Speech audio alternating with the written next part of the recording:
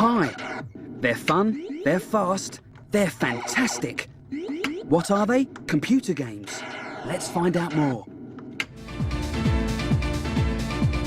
There's lots of different games on the market. You can divide them up into different genres. There's horror, sport games, adventure, action, god games, knowledge games. You can tell the genre of the game even by the packaging, by the colours used, the images on the package.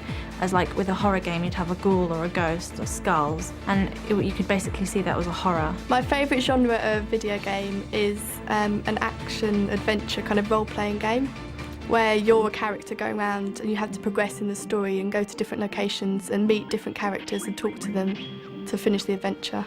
My favourite genre of video games is adventure mystery games. It's because they're very non-linear. You can go this direction, it will take you there. You go that direction, it will take you there. Film equivalents aren't normally the same because controlling a character's actions and actually walking around with a character is a lot different to actually watching someone walk around a town.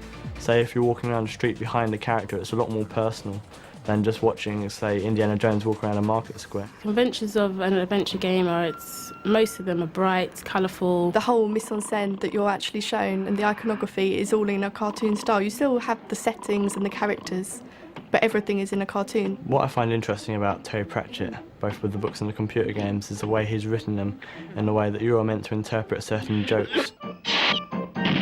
In the book, it's much more deep, and you have to delve into a joke to be able to understand it, maybe the language of the book. Whereas in the computer game, it's a lot more slapstick and zany in the ideas of sound effects that they use to convey it. In most computer games and adventure games, there's two types of soundtrack. A diegetic soundtrack, which is the noise actually happening within the action, so this would be like the door slamming. You'd hear the noise of that.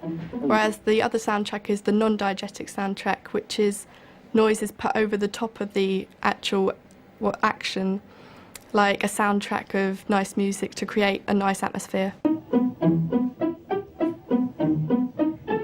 The non-diegetic soundtrack is quite upbeat and lively. It's quite, kind of short jingles all the way through to emphasise the mood, the upbeat mood of the cartoon. Good day, sirs. The conventions in a horror video game would be dark. There would be dark scenes, zombies, and you'd have a gun. The main point would be to kill, maybe with a gun or punching or fighting. You've got the central character, which is zombified, he's half dead. Walking down dark alleyways, you've got the non-diegetic sound, which is a sound that the character within the scenario wouldn't hear, but we can hear, which adds to the atmosphere. You've also got the guns and weapons.